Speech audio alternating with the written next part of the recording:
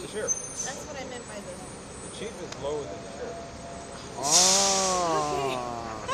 Okay. Anyways, The sheriff is like being the chief of chiefs. thank you. Okay. Good education. Good schooling. Hi guys, things have pretty much wound down for tonight and everything is under control and we just found such a great blessing. We came upon Sheriff Villanueva here who's giving a debriefing of how the day went, and so a couple of things come to mind. Being very pleased with how you guys have handled things. How do you guys feel now about the containment now compared to a couple days ago? Well, up to this hour has gone better than the previous 2 or 3 days. So we didn't have daytime looting, and that is very encouraging. Absolutely. We still got some time left in today into the morning hours. Hopefully it remains calm, and then we can decide that we can end the curfew. We won't have a curfew tomorrow. It all depends on what happens between now and the morning. So what do you think most contributed to that vast difference in response and containment? What was the biggest factor? Well, we changed our response. We started focusing on the looters and the organized caravans of looters and things like that. So that crowd made me realize that we're waiting for them, we're going to get them. That's right. And the peaceful protesters, God bless them, they did the right thing, and today was a good example of that. Good. Yeah. Everybody protested peacefully, made their statement, and then they left. Right. So let's keep our fingers crossed that the rest of the evening stays that way. Absolutely, and that you guys stay safe. So considering what the whole nation is protesting about, right? The basic thing is we want to see a response of change. So what is it that you think you could draw from to bring back to the police, to your department, as far as the change that they're looking for? What are you drawing from what you're seeing that you're going to bring back to the department? Well, the hunger for change is always there.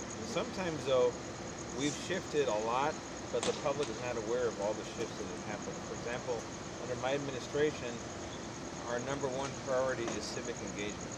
I want our deputies interacting with, becoming part of the community, so it's a two-way communication. In the past, our success was measured by how many people we took to jail. It was all law enforcement, that's it.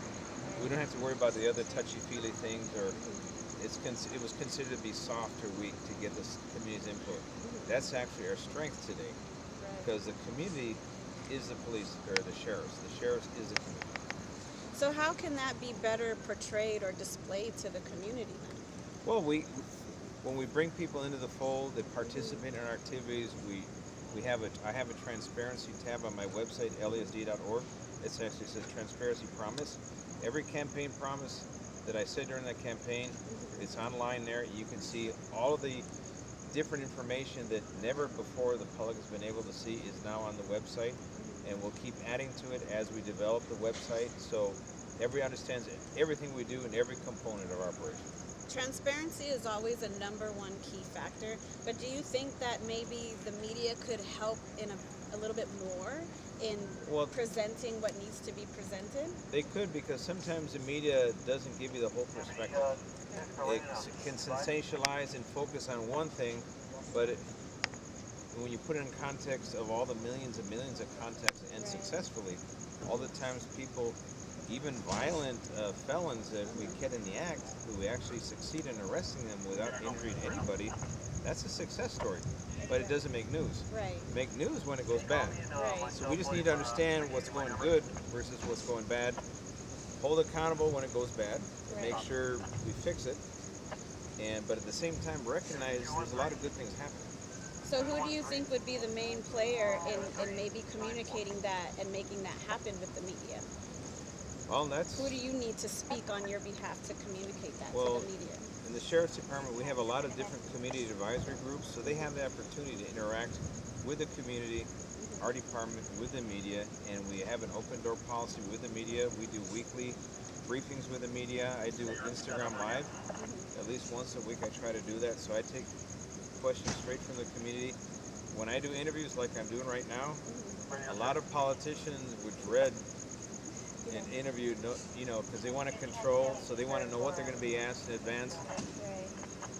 If I don't know what I'm going to tell, I don't know the answer. I'm not going to hide anything, and what you see is what you get, and that's what we need to do for all elected officials, for all appointed officials. Be honest, speak your heart, and just when you do that, the community, the people are going to sense it. Absolutely. And then that is very, very powerful. Okay. Well, you gave us some really helpful information, and I'm glad that I can convey the truth straight from your mouth today. And I agree with what you say as well. I think there has to be a more fair presentation of things. So, thank you, sir. You got it. God bless you. We've All been right, God praying bless for both of you. Stay safe out there. Thank you. Yes. All right. Bye. Bye, guys.